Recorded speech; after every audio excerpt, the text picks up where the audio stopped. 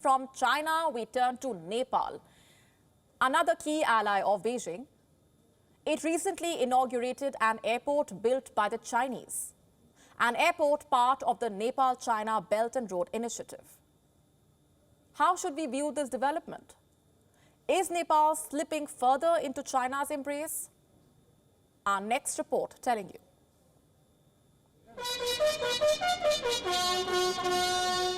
This is Pushpa Kamal Dahal, also known as Prachanda, a former Maoist guerrilla who led a decade-long insurgency against Nepal's monarchy.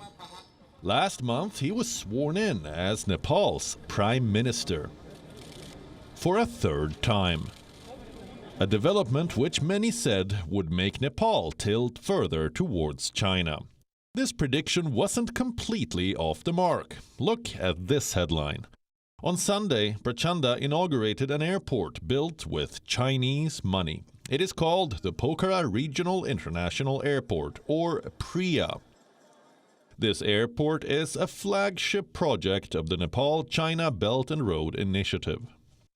It was constructed with Chinese loan assistance. How much money are we talking about?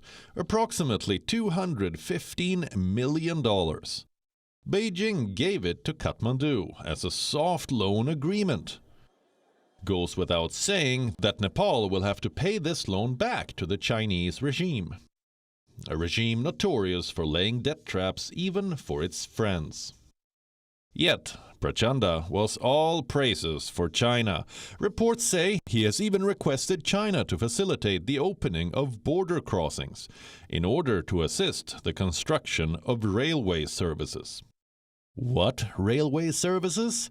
We don't know that yet, but what we can tell you is that the Chinese surveyors have reached Nepal to work on a railway project linking Tibet to Kathmandu.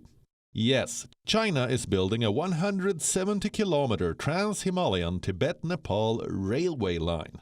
This project, too, is part of the BRI. It is aimed at making travel in the complex terrain of the Himalayas much simpler.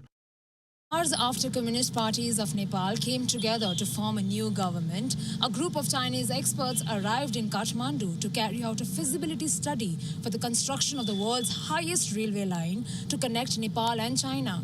The Chinese authorities plan to invest almost $26 million in the study. Although the financial modality of the project is yet to be finalized, the estimate cost of the railway is $2.5 billion.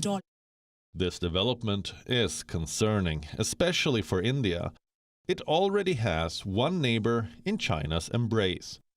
Now, with the return of Prachanda to power in Nepal, a known pro-China leader whose first move was to inaugurate a Chinese-funded airport doesn't instill much confidence about which side Nepal is going to tilt in the days ahead. Bureau Report, WION, Wireless One. WION now available in your country. Download the app now. Get all the news on the move.